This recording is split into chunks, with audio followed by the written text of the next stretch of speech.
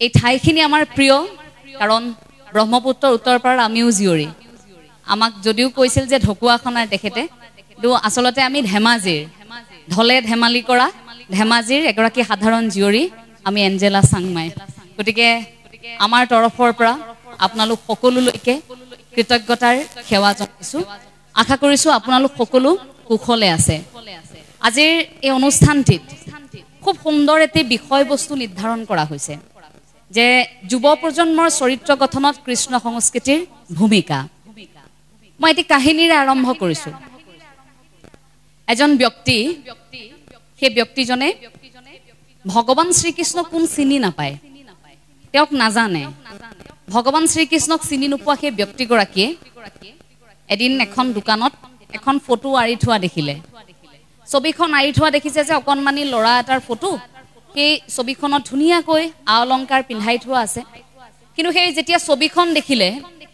সেই ছবিখনত আকৌ সেই কণমানি গৰাকীৰ যে ফটো আছিল চেণ্ডেল পিন্ধাই থোৱা নাই তাৰ পাছত সেই ব্যক্তিগৰাকীয়ে দোকানীগৰাকীক সুধিছে যে তোমাৰ যে ইয়াত আৰি থোৱা আছে ফটোখন এখন কাৰ ফটো দোকানীজনে কৈছে বোলে কিয় কৃষ্ণৰ ফটো কৃষ্ণ কোন কৃষ্ণ তেওঁ ভাবিলে অকমান খেলি মেলি আছে নেকি কৃষ্ণক চিনি নাপায় গুৰুত্ব দিয়া নাই কথাটো আকৌ সুধিছে যে তুমি কোৱাচোন কোন কৃষ্ণ ইমান অকণমানি ল'ৰাটো ধুনীয়াকৈ সজাই পৰাই থোৱা আছে মূৰত ময়ূৰৰ পাখি আছে ইমান সুন্দৰকৈ সজাই থোৱা সেই কণমানিটিৰ ভৰিত চেণ্ডেলযোৰ কিয় নাই আকৌ সুধিছে যে কোৱাচোন ক'ত থাকে তেওঁ বোলে তেওঁ কানাই ক'ত থাকে যে আপুনি বৃন্দাবনলৈ যাব লাগিব তাতেই থাকে যাওক মোক আমনি কৰি নাথাকিব এইবোৰ সুধি নাথাকিব তেওঁ মনতে ভাবিছে যে ভগৱানকো চিনি নাপায় কৃষ্ণক চিনি নাপায় আৰু তাৰ পাছত আকৌ তেওঁ কৃষ্ণক লগ পাব বিচাৰিছে তেওঁ এইভাবে লগ পাব বিচাৰিছে মানুহজনে সুধিলে যে আপুনিনো কিয় লগ পাব লাগে বোলে কণমানিটোক যে চেণ্ডেলযোৰ পিন্ধাই থোৱা নাই মই ভাবিছো সৰু চেণ্ডেল এযোৰ কিনি তেওঁক মই দি থৈ আহো পিন্ধাই থৈ আহো দোকানীজনে ভাবিছে কি মানুহ আজি তাৰিখত ভগৱানক চেণ্ডেল পিন্ধাবলৈ যায় বাদ দিলে আৰু লাগি থকা নাই পিছদিনা তেওঁ ঘৰলৈ ঘূৰি আহি এযোৰ সৰু চেণ্ডেল কিনিছে চেণ্ডেলযোৰ কিনি সপোনতো ভাবি আছে যে সেই কণমানি শিশুটোক মই যেতিয়াই পাম মই ভৰিত চেণ্ডেলযোৰ পিন্ধাই দিম এই সপোনটো লৈ তেওঁ শুই গৈছে পিছদিনা গ'ল গোটেইখন বিচাৰি ফুৰিছে সকলোকে সুধিছে বৃন্দাবনত যি দিশে গৈছে সকলোকে সুধিছে যে কানাই ক'ত থাকে যেটো কৃষ্ণ বুলি কৈ পঠিয়াইছে যে কৃষ্ণ ইয়াতে ক'ত থাকে কোনোৱে যদি মন্দিৰলৈ দেখুৱাই দিছে কোনোৱে আন প্ৰান্তলৈ দেখুৱাই দিছে বোলে এইফালে থাকে সেইফালে থাকে নিৰ্দিষ্ট ঠাই কোনেও ক'ব পৰা নাই মন্দিৰলৈ যেতিয়া দেখুৱাই দিছে ইয়াতে কৃষ্ণ মূৰ্তি আছে তাতেই ভগৱান শ্ৰীকৃষ্ণ আছে এটো আচৰিত হৈ গৈছে যে ক'ত থাকে ক'ত পাম এতিয়া তাৰ পাছত এটা মন্দিৰলৈ যেতিয়া লৈ গৈছে দৰ্জাখন খুলি দেখুৱাই দিছে মূৰ্তি এভাগ আছে ভগৱান শ্ৰীকৃষ্ণৰ বোলে এইজন দেখোন ডাঙৰ মই দেখাজন সৰু আছিল চেণ্ডেলযোৰ মোক পিন্ধাব লাগিছিল চেণ্ডেলযোৰ মই লৈ আহিছো চেণ্ডেলযোৰ উলিয়াই দিছে বোলে নহয় এইজনেই ভগৱান শ্ৰীকৃষ্ণ আপুনি অনুভৱ কৰক সেই ব্যক্তিগৰাকীয়ে সেই ঠাইখিনিতে ঈশ্বৰক নোপোৱাৰ বেদনাত সেই ঠাইখিনিতে কেইবাটাও দিন একেৰাহে ইমানেই ঈশ্বৰক কামনা কৰিলে এই প্ৰভু ভগৱন্তক ইমানেই কামনা কৰিলে যে এটা সময়ত ভগৱান শ্ৰীকৃষ্ণই তেওঁৰ সন্মুখলৈ আহিবলৈ বাধ্য হৈ গ'ল ভগৱান শ্ৰীকৃষ্ণই নিজৰ দিব্য শক্তিৰে সেই ব্যক্তিগৰাকীৰ সন্মুখত আত্মপ্ৰকাশ কৰিলে তেওঁৰ সন্মুখত দেখা দিবলগীয়া হ'ল আৰু সেই ব্যক্তিগৰাকী আছিল ৰছখান এগৰাকী ইছলাম ধৰ্মৰ ব্যক্তি গতিকে ইছলাম ধৰ্মৰ এগৰাকী ব্যক্তিয়ে ভগৱান শ্ৰীকৃষ্ণৰ উপস্থিতি অনুভৱ কৰিলে যে ঈশ্বৰ কোন ভগৱান শ্ৰীকৃষ্ণ আচলতে কোন তাৰ পাছত যে সেই ঈশ্বৰক যে মূৰ্তিৰ পূজাৰ জৰিয়তে নহয় এই যে হৃদয়ত ঈশ্বৰক স্থান দি তেওঁক যে ভক্তি কৰিলে অৰ্থাৎ শ্ৰদ্ধাৰে আমন্ত্ৰণ জনালেহে সেই প্ৰভুক যে আমি পাব পাৰো তাৰ এটা প্ৰমাণ কৰিলে আৰু তাৰ পাছত সেই ব্যক্তিগৰাকী যেতিয়া তাত ঢুকাই গ'ল আজিও সেই ঠাইত বৃন্দাবনত তেওঁৰ সমাধিস্থল আছে এতিয়া যে আমাৰ লোকসকল তীৰ্থভ্ৰমণলৈ তাত যায় তাত ৰছখানৰ এতিয়াও সমাধিস্থল আছে চাই আহে যে এইখিনি ঠাইতে তেওঁ যেহেতু এগৰাকী পৰম ভক্ত আছিল প্ৰভু ভগৱন্তৰ ভগৱান শ্ৰীকৃষ্ণৰ সেইবাবে সমাধিৰ ব্যৱস্থাও তাতেই কৰিলে গতিকে আজিও তাত সেই সমাধিস্থলটো আছে আপোনালোক যদি কেতিয়াবা তালৈ যায় সেই সমাধিস্থলটো আপোনালোকেও চাই আহিব পাৰিব ঈশ্বৰ ভক্তিত নিমজ্জিত হোৱা এজন ব্যক্তি কোনো ধৰ্ম কোনো জাতিৰ বিভেদ নথকাকৈ আমি এক ঈশ্বৰবাদৰ কামনা কৰিব পাৰো আৰম্ভ হয় সেইখিনিৰ পৰাই কৃষ্ণ সংস্কৃতি মানে এয়া নহয় যে ভগৱান শ্ৰীকৃষ্ণৰ মূৰ্তি এভাগ মই ৰাখি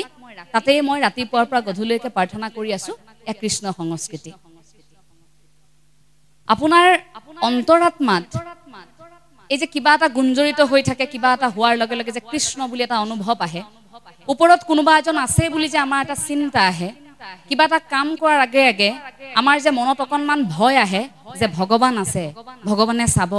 এই যে কথাবোৰ আহে সেইটো এটা উপলব্ধি তাৰ পৰা আৰম্ভ হয় এইখিনি বুজাবৰ বাবে মানৱ সমাজত আসলতে সেই সময়ত যেতিয়া গুৰুজনা তীৰ্থ ভ্ৰমণলৈ গৈছিল তে দেখিলে যে অন্যান্য প্ৰান্তসমূহত কৃষ্ণ কথাবোৰ খুব প্ৰচাৰ হয় কৃষ্ণ কথাবোৰ যেতিয়া প্ৰচাৰ হয় লগত যোৱা ভকত বৈষ্ণৱ আতৈসকলে তেতিয়া গুৰুজনাক কৈছে যে আমিও কিবা এটা এনে ধৰণৰ প্ৰচাৰ কৰিব পাৰো নেকি যে কৃষ্ণ কথাবোৰ যাতে গুঞ্জৰিত হয় পুণ্যভূমি অসমত তাৰ পাছত এই গুৰুজনাই আহি এই তীৰ্থ ভ্ৰমণৰ পৰা অহাৰ পাছত কি কৰিলে কেলিগোপাল নাট ভাগ তেতিয়া ৰচনা কৰিলে গুৰুজনাৰ সৃষ্টিৰাজিৰ গন্ধিৰ ভিতৰত যদি আপুনি চাই কেলিগোপাল নাট ভাগ বা গুৰুজনাই যেনেকৈ ৰাক্ষস ক্ৰিয়াক উপস্থাপন কৰিছে তাৰ আকৌ নিদৰ্শনটো বৰ বেলেগ ধৰণৰ এই সাধাৰণতে আপুনি মই দেখি থকা পেনপেনীয়া প্ৰেম কাহিনী নহয় ৰাধা কৃষ্ণ সাধাৰণতে এই যে নৃত্যবোৰ কৰি থকা হয় গোপিনীসকল কৃষ্ণৰ সেই নৃত্য এইবোৰ খুব সাধাৰণ নহয় এইবোৰ অসাধাৰণ এইবাবে তাত জীৱাত্মা আৰু পৰমাত্মাৰ মিলনৰ কথা কয় তেতিয়া জগতগুৰু শ্ৰীমন্ত শংকৰদেৱ গুৰুজনাই সেই কথাখিনি তেনেকৈ উপস্থাপন কৰিছিল গোপিনীসকলে খুব কামনা কৰিছে এতিয়া কানাইক লাগে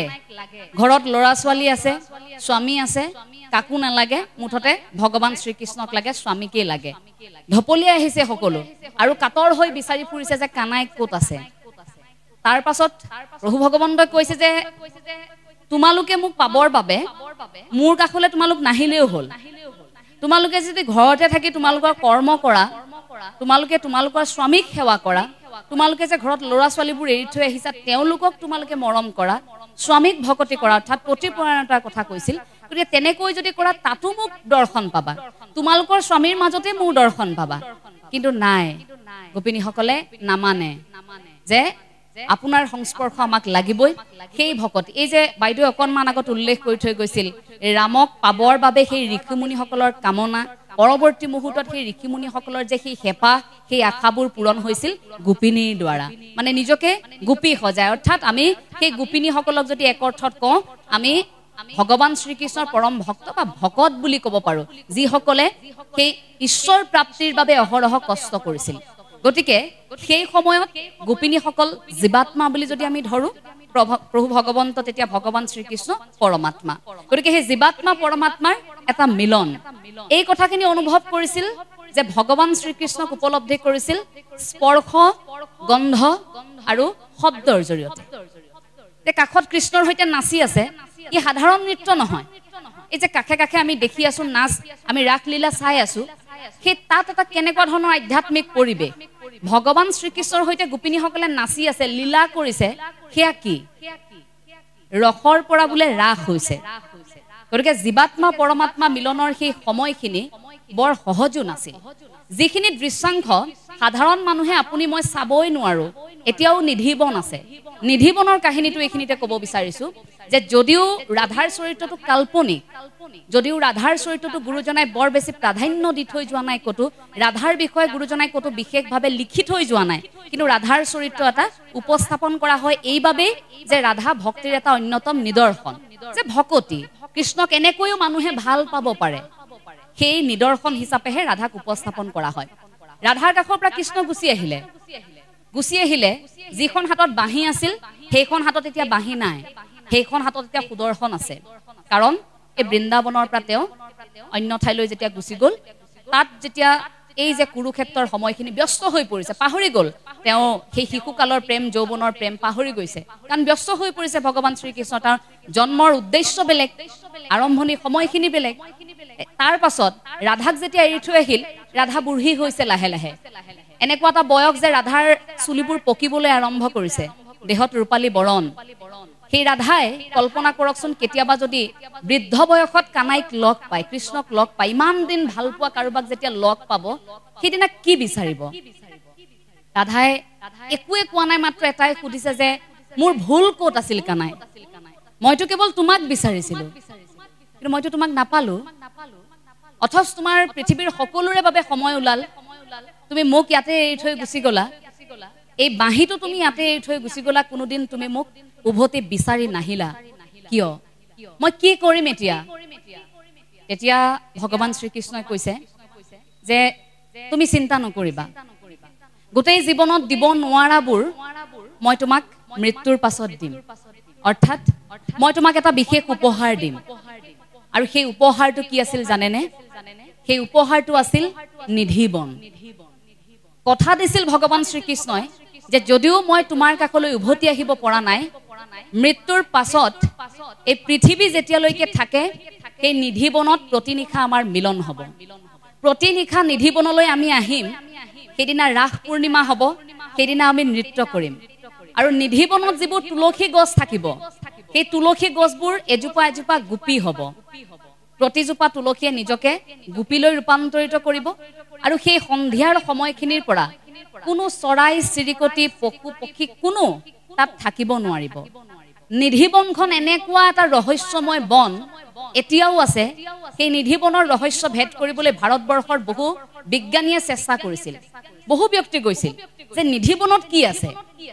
এনেকুৱাও হৈছিল যে পূজাৰীসকল যেতিয়া সন্ধিয়া হোৱাৰ লগে লগে ভাবে যে কৃষ্ণনো ক'ত আহিব, এইটো সম্ভৱ নেই। কিছুমান পূজাৰী তেনেকুৱা আছিল যে ভাবে যে ভগৱান শ্ৰীকৃষ্ণ ইয়ালৈ আহে আহে কৈ থকা হয়, যে কিয় এনেকুৱা এটা পৰিৱেশৰ সৃষ্টি হ'ব, কি হয় চাবলৈ ভাবি বহু তাত ৰৈও আছিল। বহু ব্যক্তি তালৈ ৰৈ আছিল, ৰৈ থাকে সেই নিশা হোৱাৰ লগে লগে। কিন্তু ৰৈ থকাৰ পাছত পুৱাৰ ভাগত সেই ব্যক্তিগৰাকীৰ কি হয় জানেনে? মানসিক ভাৰসাম্য হেৰুৱাই পেলাই অথবা মৃত্যু হয়। কোনো ব্যক্তিয়ে ঈশ্বৰ আৰু ৰাধাৰ সেই মিলন চাব পৰা নাছিল। সজাই থোৱা হয় খুব সুন্দৰকৈ ভগৱান শ্ৰীকৃষ্ণৰ শৃংগাৰৰ বাবে সামগ্ৰী সজাই থোৱা হয় ৰাধাৰ বাবে। আজিও প্ৰতিনিশা তাত সন্ধিয়া হোৱাৰ লগে লগে চৰাই চিৰিকটিবোৰ ওলাই যায়, তাৰ পৰা পশুবোৰ ওলাই যায়, মানুহ সকলো আঁতৰি দিয়ে। বিশ্বাস কৰে যে নিধিবনত এতিয়াও ভগৱান শ্ৰীকৃষ্ণ আৰু ৰাধাৰ মিলন হ'ব, তাত ভগৱান শ্ৰীকৃষ্ণ আহিব। গোটেই পৰিৱেশটোৱে তেনেকুৱা এটা আধ্যাত্মিক সৃষ্টি হয়। এইবোৰ জনশ্ৰুতি, লোককথা বহু আছে। এনেধৰণৰ লোককথাবোৰ আচলতে আমি কেতিয়াবা সাহস হিচাপেও ল'ব পাৰোঁ যে এনেকুৱা হ'ব পাৰে এই কৃষ্ণ সংস্কৃতিয়ে বৰ্তমান আমাৰ জীৱনত কেতিয়াবা প্ৰভাৱ পেলাব পাৰে। এই কথাবোৰ সেইবাবে হয়তো গীতাৰ মনোবিজ্ঞানক আজি ইমান বছৰৰ পাছতো সেইখিনি কথা আমি স্বীকাৰ কৰিছোঁ। আজি বিভিন্ন দেশে গীতাৰ মনোবিজ্ঞানক স্বীকাৰ কৰিছে যে হয়, গীতাৰ যিবোৰ শ্লোক যেনেকৈ ভগৱান শ্ৰীকৃষ্ণ অৰ্জুনক যিখিনি উপদেশ দিছিল সেইবোৰ সঁচাকৈ আজিও আমাৰ জনজীৱনত আমাৰ প্ৰয়োজন হৈ আছে। গতিকে সেইখিনি আমাৰ জীৱনত কেনেকৈ প্ৰয়োগ হৈছে সেই কথাখিনিৰ আমি আঁত বিচাৰিব লাগিব। আঁত বিচাৰিব লাগিব প্ৰতিগৰাকীয়ে কেনেকৈ কৃষ্ণ সংস্কৃতি আমাৰ জীৱনত আছে। ৰাস লীলাৰ কথা যদি আপুনি কয়, তাত বহিদৰ্শন আৰু অন্তদৰ্শন দুটাই থাকে। বহিদৰ্শন অৰ্থাৎ আমি যেনেকৈ ৰাস চালো, আজি ইয়াত অভিনয় কৰিলে, আমি মূৰ্তি ৰাস এভাগি চালো, ধৰক নামনি অসমলৈ গৈ ইয়াত ৰাস এভাগি হ'ল, চালো, আমি ঘৰা ঘৰি গুচি গলো, দেখিলো যে মূৰ্তি এভাগ এনেকৈ আছে, কৃষ্ণৰ সাজ পিন্ধি আছে, এয়া বসুদেৱ এয়া দৈৱকী, এনেকৈ চালো। বহিদৰ্শন আমি চালো, কথাখিনি বুজিলো অকণমান। কিন্তু অন্তদৰ্শন যিটো গোপিনীসকলে কৰিবলৈ সুযোগ পাইছিল, যিটো কাষত থকা গোপিনীসকলে ঈশ্বৰক পাবৰ বাবে, পৰমাত্মাৰ মিলনৰ বাবে অন্তদৰ্শন কৰিবলৈ সুযোগ পাইছিল। আমিও যদি প্ৰত্যেকে নিজকে যদি গোপিনী বুলি ভাবো, আমিও যদি তেনেকৈ পাবলৈ কামনা কৰো যে ঈশ্বৰৰ সেই আশীৰ্বাদৰ হাতখন আমাক লাগে, তাৰ বাবে ঈশ্বৰে বিচৰাখিনি আমি কৰিম। কিন্তু গোপিনীসকলৰো অহংকাৰ হৈছিল যে কানাই আমাৰ লগতে আছে, ক'ত যাব, এনেকৈ ভাবি যেতিয়া তেওঁক অহংকাৰ কৰিছিল গোপিনীসকলে, তেতিয়াই কিন্তু অহংকাৰ নোহোৱা কৰিবৰ বাবে ভগৱান শ্ৰীকৃষ্ণ তেওঁলোকৰ মাজৰ পৰা নোহোৱাও হৈছিল। যেতিয়া আমাৰ অহংকাৰ হয়, আমাৰ মনৰ পৰাও হয়তো কেতিয়াবা ঈশ্বৰ তেনেকৈ ওলাই গুচি যায়। কিন্তু তাৰ পাছত সেই অহংকাৰ শূন্য কৰি আকৌ যেতিয়া কামনা কৰিছে যে লজ্জা শেষ কৰি, এই যে নৈত গা ধুই থকাৰ সময়খিনিত কেনেকৈ কাপোৰ লৈ কানাই গছজোপাত উঠি আছিল, এইটো জনমানসত যেতিয়া কয় আপাতত দৃষ্টিত এইটো এটা কথাখিনি ভাবে যে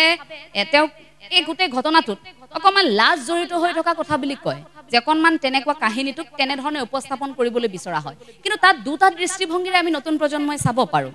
যে এই স্ত্ৰীসকলে আমি লাজ, শংকা, ভয় এইবোৰ যেতিয়ালৈকে আমাৰ মনত থাকে আমি কাম এটা কৰিব নোৱাৰোঁ।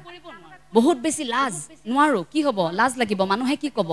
ভয়, ইমান ভয় লাগিছে, মানুহৰ আগত কথা ক'ব নোৱাৰোঁ, কাম কৰিব নোৱাৰোঁ, কি হ'ব, সমাজে কি ক'ব, শংকা থাকে, কি বা হ'ব।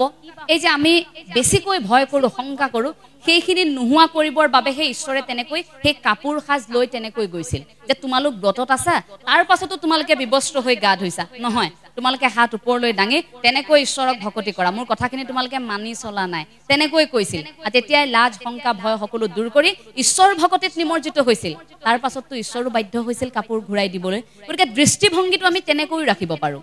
আমি সাধাৰণ দৃষ্টিত ক'বলৈ গ'লে হয় শ্ৰীকৃষ্ণই গোপিনীসকলৰ লগত কৰা প্ৰেমটো সাধাৰণ দৃষ্টিভংগীত যদি আপুনি কয় যদি বুজি নোপোৱা ধৰণে যদি আমি চাওঁ ভাবিব সকলোৱে যে এগৰাকী পুৰুষ আৰু ইমান সকল গোপিনীৰ সৈতে প্ৰেম কৰাৰ অৰ্থ কি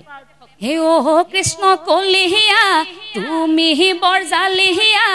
হে জগতৰ ঈশ্বৰ হৈ গোপী লগত বলিয়া এনেকৈ গায় নামৰ মাজত কিন্তু এইটো গায় কিয় এই জগতৰ ঈশ্বৰ হৈ গোপীৰ লগত বলিয়া বুলি যে ক'লে কৃষ্ণক ক'লে কিয় এইটো উপস্থাপনহে কৰা হৈছে তাক সেই কৃষ্ণ সংস্কৃতিটো বুজিবলৈ তাৰ অন্তৰ্নিহিত অৰ্থাৎ অন্তৰ্দৰ্শনটো আমি বুজি পাব লাগিব ভগৱান শ্ৰীকৃষ্ণৰ দিশটোত আমি যদি চৰিত্ৰ গঠনৰ প্ৰসংগত আহোঁ তেন্তে ভগৱান শ্ৰীকৃষ্ণৰ দুটা দিশ আমি প্ৰথমে নিজৰ মনত ভাগ কৰি ল'ব পাৰোঁ ধৰক প্ৰথমটো আমি মানৱীয় দৃষ্টিভংগীৰে চালোঁ আনটো আমি ঐশ্বৰিকভাৱে চালোঁ মানৱীয় বুলি কোৱাৰ লগে লগে আপুনি চাওক যে আপোনাৰ ঘৰতো এটা যদি সন্তান জন্ম হয় সেই সন্তানটি জন্ম হোৱাৰ লগে লগে আপোনাৰ পৰিকল্পনা থাকে সন্তানটিক আপুনি কি কৰিব ক'ত পঢ়ুৱাব কেনেকৈ আপুনি লালন পালন কৰিব সকলোখিনি পৰিকল্পনা থাকে কিন্তু ভগৱান শ্ৰীকৃষ্ণৰ সেই জীৱন লীলাটো আপুনি চাওকচোন যেনেকৈ জন্মগ্ৰহণ কৰিছিল তেনেকৈ লালন পালনৰ সেই কথাখিনি আপুনি চাওকচোন জন্ম দিয়া পিতৃ মাতৃয়ে লালন পালন কৰিবই নাপালে লালন পালনৰ দায়িত্ব বেলেগৰ হাতলৈ গ'ল তাৰ পাছতো ডাঙৰ কৰাৰ পাছতো যি দায়িত্বৰ বাবে জন্মগ্ৰহণ কৰিছিল অৰ্থাৎ স্থিতপজ্ঞ হৈ কৰ্ম সংস্কৃতিৰ নিদৰ্শন দেখাই সেই পিতৃ মাতৃকো এৰি তেওঁ অন্য ঠাইলৈ যাবলগীয়া হ'ল য'ত কুৰুক্ষেত্ৰৰ পৰিচালনা হ'ল য'ত অৰ্জুনক তেওঁ লগ পালে সেই গোটেই জীৱন বৃত্তান্ত গতিকে এই গোটেই কথাখিনিত যদি আমি চাওঁ তেন্তে ইচ্ছা কৰিলে ভগৱান শ্ৰীকৃষ্ণই আপোনাৰ মোৰ দৰে হোৱা হ'লে সাধাৰণ মানুহ বুলি যদি আমি ভাবি লওঁ মানৱীয় জীৱনশৈলীত তেন্তে নিজৰ পিতৃ মাতৃৰ লগতেই থাকিলেহেঁতেন কি দৰকাৰ আছিল কোনোবাই যুদ্ধ লাগি মৰিছে মই কিয় যাম নগ'লহেঁতেন কিন্তু এই যে যদা যদা হি ধৰ্মস্য গ্লানি ভৱতি ভাৰত অভ্যুত্থানম অধৰ্মস্য তদাত্মানম সৃজম্ৰহম পৰিত্ৰাণায় সাধুনম বিনাশায় চ দুষ্কৃতম ধৰ্ম সংস্থাপনায় সম্ভৱামি যুগে যুগে যে যেতিয়াই হ'ব তেতিয়াই জন্ম লাভ কৰিব প্ৰভু ভগৱন্তই যে যেতিয়াই আমি সমস্যাৰ সন্মুখীন হ'ম এই পৃথিৱী যেতিয়া ধ্বংসৰ দিশে গতি কৰিব যেতিয়া কষ্টত থাকিব মানুহ এই তেতিয়াই উদ্ধাৰৰ বাবে প্ৰভু ভগৱন্ত আহিবই তেনেকৈ যে জন্ম লৈছিল সেই যিটো উদ্দেশ্য সেই উদ্দেশ্যটো সফল কৰিবলৈ তেওঁ সেই বাঁহীটো এৰি সেইখন হাতত সুদৰ্শন তুলি লৈছিল গতিকে কৃষ্ণ সংস্কৃতিটো তাৰ পৰা আৰম্ভ হয় সেই ঈশ্বৰ প্ৰাপ্তিৰ কথাটো কওঁতে আৰম্ভণিতে ঈশ্বৰক আমি এগৰাকী সাধাৰণ শিশুৰ মনত আচলতে ভগৱান শ্ৰীকৃষ্ণক আপুনি প্ৰথমেই তেওঁক যে পাব নোৱাৰি তেওঁ এনেকুৱা এটা শক্তি ইমান দূৰৈত থাকে আমাৰ পৰা এই কথাবোৰ বুজোৱাতকৈ প্ৰথমে সেই মানৱীয় কথাখিনিৰে আমি বুজাব লাগিব যে মানৱ জীৱন যেনেকৈ লৈছিল ধৰক সেই কথাখিনিৰে উপস্থাপন সেইখিনি উপস্থাপনে ৰাস এখন চাই যোৱাৰ পাছত আপোনাৰ সন্তানে ৰাসত যেতিয়া অভিনয় কৰিব আপোনাৰ ঘৰত গৈ যেতিয়া প্ৰশ্ন সুধিব যে কৃষ্ণই কংসক কিয় মাৰিলে তাৰ উত্তৰটো আপোনালোকে দিব লাগিব ঘৰত গৈ তেতিয়া সুধিব যে জন্ম ইয়াত হৈছিল পিছত কিয় তালৈ লৈ যোৱা হ'লনো সেই উত্তৰটোতো আপোনালোকে দিব লাগিব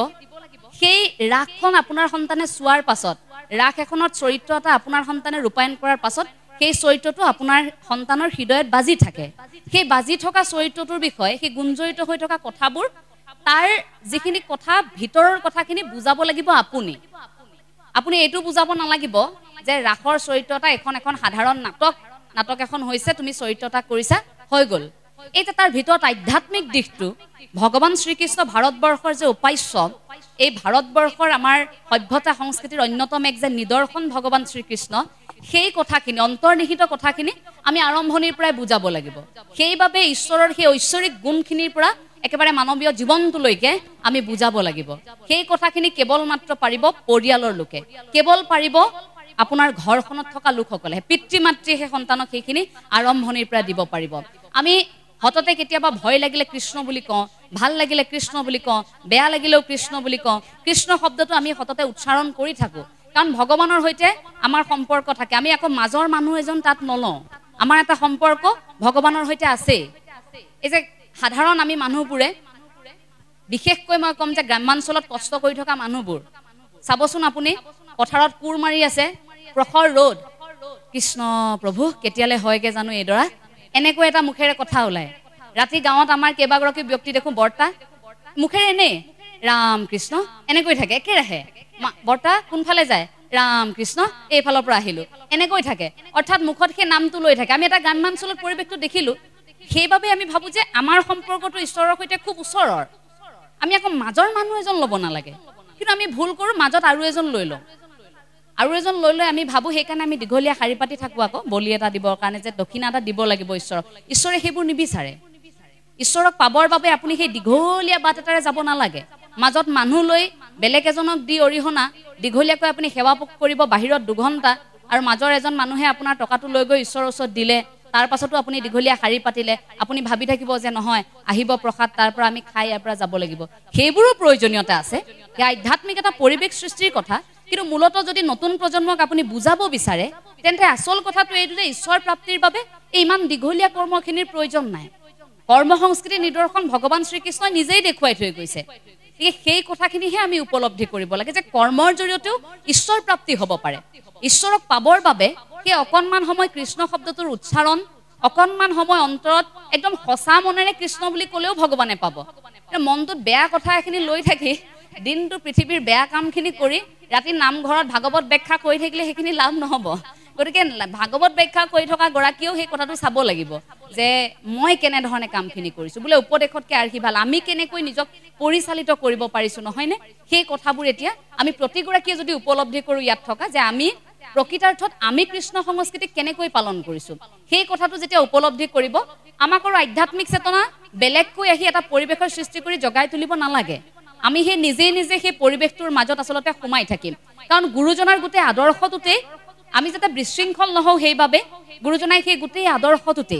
এক ঈশ্বৰবাদৰ ধাৰণাটো অৰ্থাৎ ভগৱান শ্ৰীকৃষ্ণৰ প্ৰসংগটো উল্লেখ কৰি থৈ গৈছে সেইবাবে মহাপুৰুষ শ্ৰী শ্ৰী মাধৱদেৱে নামঘোষাত প্ৰথমে গুৰুজনাৰ এটা স্থান তাৰ পাছত ভগৱান শ্ৰীকৃষ্ণৰ এটা স্থান আৰু তাৰ পাছতে নিজক সদায় দাস অনুভৱ কৰাকৈ সেই ঘোষাবোৰ লিখি থৈ গৈছে য'ত আপুনি ঈশ্বৰ প্ৰাপ্তিৰ বাবে কামনা কৰিব পাৰে যে আপুনি একোৱেই নাজানে আপুনি মূৰ্খমতী আমি প্ৰতিটো খোজতে অপৰাধ কৰোঁ এতিয়া কথাখিনি কৈ থাকোঁতেও আমাৰ অপৰাধ হ'ব কথাৰ সুৰটো অকণমান টান হ'লেও অপৰাধ হ'ব কথাখিনি কৈ থাকোঁতে ক'ৰবাত শব্দ বাক্য ভুল হ'লেও অপৰাধ হ'ব গতিকে এই অপৰাধবোৰৰ বাবে ক্ষমা কেনেকৈ বিচাৰিম সেইবোৰ বিচাৰিবৰ বাবে মহাপুৰুষ শ্ৰী শ্ৰী মাধৱদেৱে সেই ঈশ্বৰ প্ৰাপ্তিৰ কামনাৰে সেই নামঘোষাত তেনেকৈ 3জনক ৰাখি থৈ গৈছিল কলাগুৰু বিষ্ণুপ্ৰসাদ ৰাভাই সেই 3জনকেই শ্ৰেষ্ঠ বুলি কৈ থৈ গৈছিল এজন ভিঞ্চি আছিল এজন জগতগুৰু শ্ৰীমন্ত শংকৰদেৱ গুৰুজনা আৰু আনজন শ্ৰীকৃষ্ণ ভগৱান শ্ৰীকৃষ্ণক উপস্থাপন কৰাৰ দিশখিনিও সেয়াই আছিল যে এটা অন্তৰ্নিহিত যিটো দৰ্শন সেইটো উপলব্ধি যদি ভাৰতীয় মানুহে কৰিব পাৰে এজন ঈশ্বৰৰ সেই ধাৰণাটো যদি কৰিব পাৰে তেন্তে কোনো মানুহ মানসিকভাৱে দুৰ্বল নহয় কাৰণ গীতাৰ মনোবিজ্ঞানে আমাৰ মানসিক খাদ্য যে হাতত যেতিয়া গীতাখন থাকিব বা ভাগৱত থাকিব কীৰ্তন যেতিয়ালৈ থাকিব নামঘোষা যেতিয়ালৈ থাকিব সেই অসমীয়া মানুহ কেতিয়াও দুৰ্বল নহয় আমি যে হতাশাত ভুগি থাকোঁ সেই হতাশাবোৰ আমাৰ মাজৰ পৰা নোহোৱা হৈ যাব খুব সুন্দৰকৈ আমাৰ প্ৰাক্তন বিধায়কগৰাকী এটা কথা যে কৈ থৈ গ'ল আমি যে সন্তানক আৰম্ভণিৰ পৰাই চুৰ কৰিবলৈ শিকাইছোঁ মিছা কথা ক'বলৈ যে শিকাইছোঁ তাৰ যে উদাহৰণ এই যে ফাঁকি দি হাতৰ কাম দিয়া কথাটো সেইটো আমাক যেতিয়া ঘৰত হোমৱৰ্ক কৰিবলৈ দিয়া হয় কৰি আনিবা বুলি দিয়া সেই কামটো পিতৃ মাতৃয়ে যেতিয়া কৰি দিয়ে সন্তানে যেতিয়া আলাসতে নম্বৰ পায় তাৰ পাছত সেই সন্তানক আপুনি ঈশ্বৰ প্ৰাপ্তিৰ কথা বুজাওঁতে আপোনাৰ বহু সময় লাগি যায় আপুনি নৈতিকতাৰ পাঠ পঢ়াওঁতে বহু সময় লাগি যায় নৈতিকতাৰ পাঠ আনে পঢ়াব নোৱাৰে নৈতিকতাৰ পাঠ কৃষ্ণ সংস্কৃতিৰে যদি পঢ়াব বিচাৰিছে প্ৰথম আপুনি পঢ়াব লাগিব আপুনি ক'ব নালাগিব যে স্কুলত দিছোঁ এতিয়া স্কুলৰ শিক্ষকেহে জানিব বোলে কলেজত দিছোঁ কলেজৰ শিক্ষকেহে জানিব আমি এইখিনি নাজানো নহয় কি বা পঢ়াইছে কি পঢ়িছে চোৱাটো আপোনাৰ দায়িত্ব কি শিকিছে চোৱাটো আপোনাৰ দায়িত্ব কি কথা কৈছে কাৰ আগত কেনেকৈ আচৰণ কৰিছে প্ৰয়োজন হ'লে আপুনি মনে মনে চাই থাকিব লাগিব যে আপোনাৰ সন্তানে কেনেকৈ আচৰণ কৰিছে আপোনাৰ কামটোত কিমান সুখী তেওঁ সেই কথাখিনি চাই থাকিব লাগিব পিচিঅ'ত এগৰাকী ল'ৰাই ফোন এটা কৰিছে মহিলা এগৰাকীক ফোনটো কৰি সুধিছে যে বাইদেউ মোক কাম এটা লাগিছিল সিফালৰ পৰা কৈছে আৰু বাইদেউগৰাকীয়ে যে কি কাম লাগে বোলে আপুনি যে অলপ দিনৰ আগত কৈছিলে আপোনাৰ বাগিচাখন চাফা কৰিবৰ বাবে মানুহ এগৰাকী লাগে বোলে কামটো পালে নহয় এগৰাকীয়ে কামটো দিলোঁ এগৰাকীক বহুদিন হৈ গ'ল কামটো দিয়া নহয় ময়ে কৰিম বাইদেউ মোকেই দিয়কচোন কামটো নাই মানুহগৰাকীয়ে নেমানে নহয় তেওঁ কামটো ভালকৈ কৰিছে নহয় মই অকল বাগিচাখন চাফা কৰাই নহয় আপোনাৰ ঘৰত যদি বাচন বৰ্তন ধোৱা কাম আছে মই সেইবোৰো কৰি দিম মুঠতে মোক কামটো লাগে মোক দিয়ক ইফালৰ পৰা মহিলাগৰাকীয়ে কৈছে নহয় তেওঁ বৰ ভালকে কৰিছে এও নামানে আকৌ কৈছে বোলে নহয় বাচন বৰ্তন কি মই আপোনাৰ কাপোৰ কানিও ধুই দিম বাগিচাও ধুই দিম বাগিচাও চাফা কৰিম কাপোৰ কানিও ধুই দিম বাচন বৰ্তনো ধুই দিম মুঠতে আপুনি মোক কিবাকে কামটো দিয়ক আৰু তাৰপিছতে মহিলাগৰাকীয়ে নাই মনা আকৌ কৈছে যে তেওঁ কিমান টকাত আপোনাক কামটো কৰি দিছে তেওঁ যদি আপোনাক কৰি দিছে কামটো বোলে 500 টকাত মই কিন্তু হেতু কাম আপোনাক 200 টকাতে কৰি দিম আপুনি দিয়ক মোক মুঠতে আপুনি মোক কামটো দিয়ক ইগৰাকী মানুহে বোলে নহয় বাৰে বাৰে আপুনি কিয় কৈ আছে মই কৈছো নহয় মোৰ কামটো যিজন মানুহে কৰিছে খুব ভালকৈ কৰিছে কামটো মই আৰু বেলেগক এতিয়া নিদিও হৈ গল ফোনটো কাটি দিলে ইফালৰ পৰা পিচিঅৰ ল'ৰাজনে যে কথা পাতিলে কথা পাতি তেওঁ আকৌ ধুনিয়াকৈ হাঁহি মাৰি ফোনটো ধুনিয়াকৈ থৈ পিচিঅৰ পৰা ওলাই আহিছে পিচিঅৰ মালিকে আকৌ বাহিৰতে কথাখিনি শুনি আছিল শুনি থাকি তেওঁটো বেয়া লাগিছে আয়ো দেহি ল'ৰাটো চাগে কাম পোৱা নাই ইমান কাম বিচাৰিলে ইমান জোৰ কৰিলে অথচ মহিলাগৰাকীয়ে কামটো নিদিলে তাৰপিছত মাতি আনি ক'লে যে ভাইটি তোমাৰ কামটো বৰ দৰকাৰী নেকি বোলে দৰকাৰ আছিলে তাৰপিছত বোলে কামটো যদি দৰকাৰী মোৰ ইয়াতে তুমি কাম এটা কৰিব পাৰা পিচিঅতে মই মোক অকমান সহায়ক এজন লাগে তুমি কাম এটা কৰা তেতিয়া তেওঁ হাঁহি মাৰি কৈছে যে আসল কথাটো এইটো কামটো মোৰ দৰকাৰী নাছিল মই বেলেগ এটা কথা জানিবৰ বাবেহে এই পিচিঅটো লৈ আহি মানুহগৰাকীক ফোন কৰিছিলো আসলতে মানুহগৰাকীৰ ওচৰত যিজন ব্যক্তিয়ে কাম কৰি আছে সেইগৰাকী তেওঁই হয় তেওঁ এইভাবে ফোনটো কৰিছিল যে তেওঁৰ কামটোক লৈ তেওঁৰ মালিক কিমান সুখী এইটো জানিব বিচাৰিছিল সেইভাবে তেওঁ পিচিঅত সোমাই ফোন কৰিছিল তেনেকৈ এই আত্মপৰীক্ষা আমাৰ কামটোক লৈ আনে কিমান সুখী এই কথাটো এতিয়া জনাৰ এটা সময় আহি পৰিছে আমি কেতিয়াবা নিজক পৰীক্ষাও কৰি চাব লাগে প্ৰতিগৰাকী পিতৃ মাতৃয়ে যদি তেনেকৈ পৰীক্ষা কৰে নহয় যে আমাৰ কৰ্মক লৈ আমাৰ সন্তানৰ কেনেকুৱা প্ৰভাৱ পৰিছে তেওঁলোক কিমান সুখী আসলতে প্ৰতিগৰাকী সন্তানেও যদি আত্মপৰীক্ষা কৰে যে আমাৰ কামক লৈ মা দেউতাই কেতিয়াবা দুখ পাইছে নেকি মই যে কেতিয়াবা ঘৰৰ পৰা নজনোৱাকৈ 2 বজাত যে কৰবালৈ ওলাই গৈছো দেউতাই কষ্ট পাইছে নেকি মই যে হঠাৎ কৰবালৈ লগৰ ল'ৰা ছোৱালীৰ লগত ওলাই গৈছো মাক ফাঁকি দি গৈছো মায়ে গম নাপায় অথচ মাক মই কৈছো যে মই নোটছ আনিবলৈ গৈছো কিন্তু মই নোটছ আনিবলৈ যোৱা নাই মই লগৰ ল'ৰা ছোৱালীৰ লগত ফুৰিবলৈ গৈছো খবৰটো মায়ে বেলেগৰ পৰা কিন্তু পাবই তথাপিও মই চিন্তা কৰা নাই অৰ্থাৎ মই আত্মপৰীক্ষা কৰা নাই এনেকৈ যদি আত্মপৰীক্ষা আমি প্ৰতিগৰাকীয়ে কৰো অভিভাৱকসকলে বা সন্তানে যেতিয়া আত্মপৰীক্ষা কৰিব তেতিয়া চাবচোন আপুনি আমাৰ মাজত সংশোধনবোৰ আহিব আমি মহান ব্যক্তিৰ কথাবোৰ ঠিকই পঢ়ো মহান ব্যক্তিৰ নিদৰ্শনবোৰ আমি পঢ়ো আপুনি আইনষ্টাইনৰ পৰা আদি কৰি আৰম্ভ কৰক একেবাৰে আমাৰ বৰেণ্য ব্যক্তিসকললৈ আমি প্ৰতিগৰাকী ব্যক্তিৰ আমি জীৱন কাহিনীবোৰ পঢ়ো কিন্তু কেতিয়াবা মন কৰিব আপোনাৰ গাঁওখনতো তেনে বহু ঘাত প্ৰতিঘাতৰ মাজত জীয়াই থকা এনে এজন ব্যক্তি আছে যাক আপুনি উদাহৰণ হিচাপে দেখুৱাব পাৰে মোক গ্ৰামাঞ্চলত থকা কিছু মানুহৰ প্ৰতি খুব টান আছে কাৰণ চকুৰ সন্মুখত সেই সকল ব্যক্তিক মই এনেকৈ জীয়াই থকা দেখিছো এনেকৈ ঈশ্বৰ ভক্তি কৰা দেখিছো সেই সকল ব্যক্তি কেতিয়াও কোনো বৰেণ্য ব্যক্তিৰ সৈতে তুলনা নহয় চকুৰ সন্মুখত দেখিছো তেনে ব্যক্তি নিজৰ অঞ্চলত থকা সেই ব্যক্তিসকলক আপোনাৰ সন্তানক দেখুৱাই ক'ব পাৰে যে এওঁৰ জীৱন শৈলীটো তুমি চোৱা এই মানুহজনক চোৱা আমি কিয় সন্তানক পইতা ভাত কেইটা দিওঁতে আমি কিয় কওঁ যে আমি ক'ত দিব পাৰিম টকা পইচা নাই দেউতাই যি আনিছে তাকে খা এবুকে খা পিছত চাকৰি কৰিলে ভাল ভাত খাবি ভালকে খাবি মাছে মাংসই খাবি পইতা ভাত কেইটা বেয়া ভাত বুলি বা সেইটো যে আমি কিনিব নোৱাৰি যে দুখত দিছো এই কথাটো সন্তানৰ মত আমিহে ভৰাই দিছো তেওঁতো বুজি পোৱা নাই পইতা ভাত কেইটা যে বেয়া এটকীয়া টেঙা মৰ্টনটা দিওঁতে আমিহে কৈছো হ'ব দে ল আমাৰতো টকা পইচা নাই দুখীয়া ল'ৰা ছোৱালী আৰু এটুকে লচোন এতিয়া পিছত ডাঙৰ চকলেট আনি দিম আমিহে ভৰাই দিছো তেওঁ গম পোৱা নাই যে এটকীয়া মৰ্টনটো বেয়া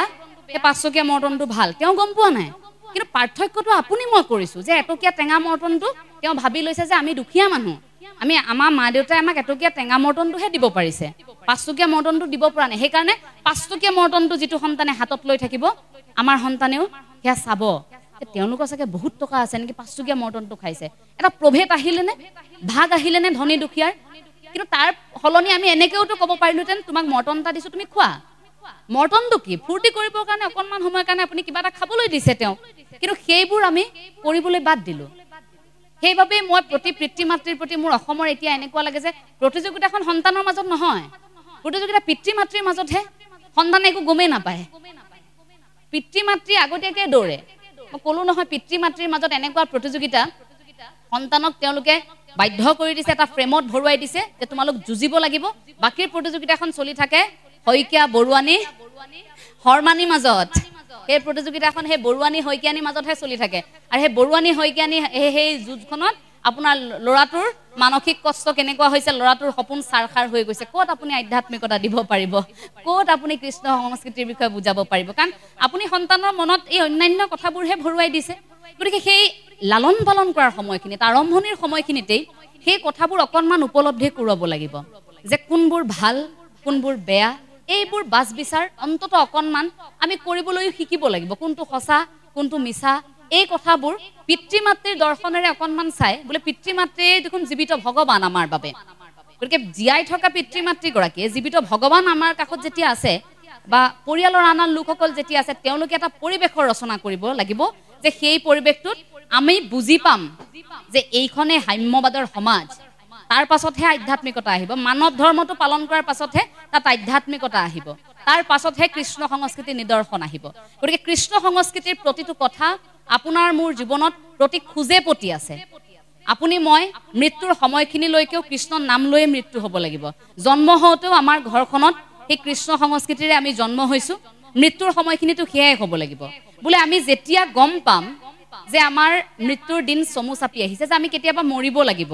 এই উপলব্ধিটো যেতিয়া প্ৰতিগৰাকী মানুহৰে থাকে, তেতিয়া সেই মানুহে কেতিয়াও আনৰ বেয়া কৰিব নোৱাৰে। সেইকাৰণে প্ৰয়োজন আছে কেতিয়াবা আমাৰ যেতিয়া বহুত অহংকাৰ হয়, বহুত টকা পইচা হয়, কেতিয়াবা এনেই এবাৰ মেডিকেলত গৈ আহিব লাগে, এনেই যাব লাগে, মেডিকেলখনত বাহিৰে এবাৰ এনেকৈ গৈ আহিব লাগে, চিকিৎসালয়ৰ বাহিৰলৈ গৈ চাই আহিব লাগে যে কাইলৈ পৰহিলৈ হয়তো মোৰোতো এনেকৈ বেমাৰ হ'ব পাৰে। ইমানবোৰ যে ঘটিছোঁ, ইমানবোৰ যে আনক অন্যায় কৰি যদি মই সৎপথত নথকাকৈ যদি সেইখিনি কাম কৰিছোঁ, আনৰ যদি বেয়া কৰিছোঁ, যে মোৰো এই সময়টো চমু চাপি আহিছে, মই সেইবোৰ লৈ নাযাওঁ। ইমানবোৰ পোৱাৰ তাৰণাটোৱে মোক ক'ৰবাত যে যন্ত্ৰ কৰি দিছে, সেই মানুহ হ'বৰ বাবে, সেই উপলব্ধিটোৰ বাবে অকণমান সময় এই দুখ দুৰ্গতিবোৰ আমি চাব লাগে যে সময় এনেকুৱাও আমাৰ আহিব, প্ৰত্যেকৰ জীৱনতে আহিব। অকণমান আগা পিছা হ'ব পাৰে, আজি আপোনাৰ আহিছে, কাইলৈ আমাৰ আহিব, আজি যদি আমাৰ আহে কাইলৈ আপোনাৰ আহিব, সময় ইফাল সিফাল হ'ব, কিন্তু আহিবতো প্ৰত্যেকৰ জীৱনলৈ আহিব। আৰু সেই সময়খিনিত আমি যাতে ভাঙি নপৰোঁ, তাৰ বাবে আমাক কৃষ্ণ সংস্কৃতি লাগে, তাৰ বাবে আমাক গীতাৰ মনোবিজ্ঞান লাগে, তাৰ বাবে আমাক সেই ভাগৱত লাগে, গুৰুজনাৰ আদৰ্শ লাগে। বোলে এজন মানুহ যেতিয়া আমাৰ সংসাৰৰ পৰা হেৰাই যায়, আমি সেই মানুহজনৰ লগত বাকীজনো মৰি যাওঁ নেকি? আমিতো নাযাওঁ। আজি আপোনালোকৰ আত্মীয় কোনোবা হেৰাই গৈছে, আপুনি ভাবিব যে এই মানুহজন নহ'লে মই থাকিব নোৱাৰিম কেতিয়াও, কিন্তু তাৰ পাছতো আমি জীয়াই থাকোঁ। কেনেকৈ জীয়াই থাকোঁ? সেই জীয়াই থকাৰ সাহস হিচাপে আমি সেই গীতাৰ মনোবিজ্ঞানক স্বীকাৰ কৰিব পাৰোঁ যে জন্মিলেতো মৃত্যু হ'বই লাগিব। সেই কথাষাৰ যদি আমি উপলব্ধি কৰোঁ, তেন্তে সেই মায়া, মোহ, টকা পইচা, এই কথাবোৰৰ প্ৰতি আমাৰ লাহে লাহে ধাউতিবোৰ নোহোৱা হ'ব। অৰ্থাৎ এই বস্তুবাদী সমাজখন আমাৰ বেয়া লগা হ'ব। আমি মানুহ হৈ তেতিয়া সকলো থাকিম। আমি ইয়াত বহি থকা প্ৰত্যেকে নাম হিচাপে নহয়, আমি যে আত্মা একেলগে বহি আছোঁ সকলো, আমি মাত্ৰ চেষ্টা কৰি আছোঁ পৰমাত্মাৰ অৱস্থিতিৰ বাবে, পৰমাত্মাৰ সৈতে মিলনৰ বাবে। সেই প্ৰতিগৰাকী আত্মাই আত্মাকে দেখিব, সেৱা জনালেও আত্মাই আত্মাকে সেৱা জনাব, নাম বিশেষে কোনেও অহংকাৰ কৰিব তেতিয়া নোৱাৰিব। গতিকে সেই কথাবোৰ এতিয়া আমি অন্তত উপলব্ধি কৰাৰ এটা সময় আমি আহি পৰিছে বুলি ভাবোঁ। বিশেষকৈ নতুন প্ৰজন্মৰ কথাটো কয় নতুন প্ৰজন্ম আধ্যাত্মিক নহয় বুলি, কিন্তু কথাষাৰ একেবাৰে সঁচা বুলি আমি ক'ব নোৱাৰোঁ। নতুন প্ৰজন্ম এতিয়া যদি আমি দেখিছোঁ, ৰাজ্যৰ চুকে কোণে আপুনি চাব পাৰে, কণমানি গানিকা দলৰ পৰা আৰম্ভ কৰি, কণমানি বৰগীত শিল্পীৰ পৰা আৰম্ভ কৰি, এই কণমানিসকলে গোটেই ভাওনাখন 4 ঘণ্টাৰ ভাওনা কণ কণ শিশুৱে চলাই দিয়ে, গোটেই ভাওনা শেষ কৰি দিয়ে তেওঁলোকে। সেইসকল কি আধ্যাত্মিক নহয়? আমি এজন দুজন মানুহৰ বাতৰি চাই গোটেই যুৱ প্ৰজন্মক যেতিয়া আক্ৰমণ কৰি থকা হয়, আমি কষ্ট পাওঁ। বাতৰি পঢ়োঁতে আমি ঠিকেই বাতৰিবোৰ পাওঁ, আমিও সেইবোৰ বাতৰি পাওঁ। নিশা 2 বজাত যেতিয়া ওলাই যায় ল'ৰা ছোৱালী, তাৰ পাছত যেতিয়া এক্সিডেণ্ট হয়, এই 2 বজাত ওলাই যোৱা এক্সিডেণ্টত নিথৰ দেহটো পৰি থাকে, পিছদিনা পিতৃ মাতৃয়ে সাংবাদিকৰ ওচৰত কান্দে, আপোনালোকৰ সন্তান কলৈ গৈছিল গম পায়নে? বোলে আমি গম নাপাওঁ। কি হ'ল? আমি ক'ব নোৱাৰোঁ, কাৰ লগত ওলাই গৈছিল আমি গম নাপাওঁ। অৰ্থাৎ সম্পৰ্ক নাই পিতৃ মাতৃৰ সৈতে, ফোনত নাই কোৱা ৰাতি। গতিকে সেই সময়খিনিত তেতিয়া আমি ক'বলৈ বাধ্য যে যুৱ উশৃংখল, কোনো প্ৰয়োজন নাথাকে। এইটো সঁচা কথা। একাংশ যুৱ প্ৰজন্ম এতিয়া সামাজিক মাধ্যমত হয়তো ৰেকৰ্ডো হৈ আছে, এইটোত একাংশ যুৱ প্ৰজন্মই আমাক বেয়াও পাব পাৰে। কোনো প্ৰয়োজন নাই। আমি সপোন দেখিবলৈ যদি এঠাইলৈ গৈছোঁ, তাত যদি পঢ়িছোঁ, আমি কৰ্ম কৰিছোঁ, এই নিশা 2-3 বজাত সুৰাৰ ৰাগীত মাতাল হৈ ৰাজপথত একা বেকাকৈ বাইক চলোৱাৰ কোনো প্ৰয়োজন নাই। কোনো প্ৰয়োজন নাই পিতৃ মাতৃক ফাঁকি দি নিশা 2 বজাত বাৰত সোমাই 4-5টা ল'ৰাৰ সৈতে একেলগে এখন বাহনত ঘূৰি ফুৰি দুৰ্ঘটনা হোৱাৰ প্ৰয়োজন নাই, কোনো প্ৰয়োজন নাই। এই ক্ষেত্ৰত আমি ভাবোঁ প্ৰত্যেকগৰাকী পিতৃ মাতৃ আপোনালোক সক্ৰিয় হৈ থাকিব লাগিব, আৰু অঙহী বঙহীবোৰ এই পেহী মাহী জেঠাই জেঠু এইবোৰ বিয়া সবাহত লগ পাই অকল বিয়া কেতিয়া হবা কেতিয়া বাৰ্থডে পাতিবা এইবোৰ সুধিলেই নহব